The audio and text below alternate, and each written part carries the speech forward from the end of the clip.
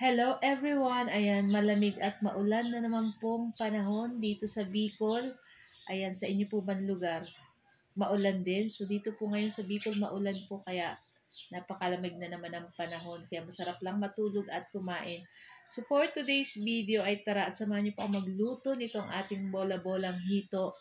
And this time makikita niyo na po kung paano gumawa or mag-ano nitong ating bola-bolang hito. So, kailangan lang po natin dyan is yung ating lukadon na niyog. Di ko po alam ang tawag nito sa Tagalog. Nakalimutan ko na. Binging niyog ba? Ay, kalimutan ko na guys.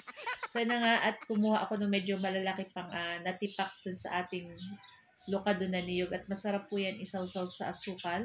So, yan na po yung ating hito dyan. Ayan, i-slice lang po natin yan para madaling mag-tuktok. Ayan, tatanggalin lang natin yan dun sa tinik. Ayan, nakikita niyo po, yan po yung tinatawag na tinoktok. So, talagang titutok-tok po nila yung hito, dudurugin nila. Ayan, para pinong-pino. Tapos, syempre, meron din tayong lemongrass or tanglad. Imimix lang po natin iyang lahat dito sa ating hito na tinatadtad. Ayan.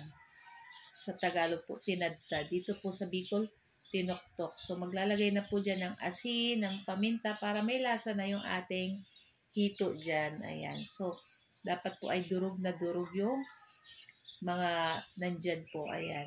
Tapos, yan na yung ating lukado na niyog.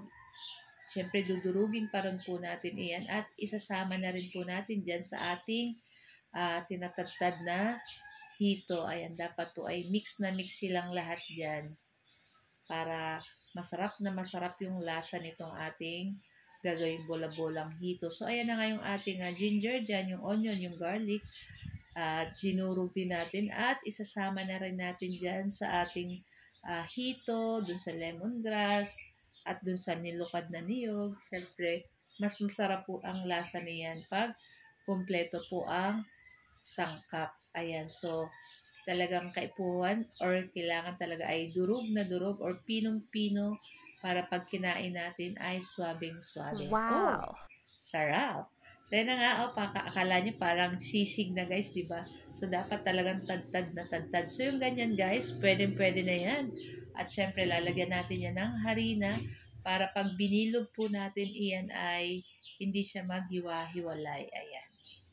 So, matrabaho po talaga yung paggawa nitong bola-bolang hito. Pero pag nakain nyo na guys, nako, sulit yung pagod nyo. So, pag magagawa ka nito, almost ilang oras, mga 3 hours siya guys na ginagawa. Ayan.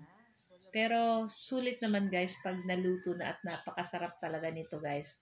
So, siguro yung ganitong bilog-bilog, pwede rin nating iprito, parang meatballs na siya. Napakasarap nito guys. Ayan.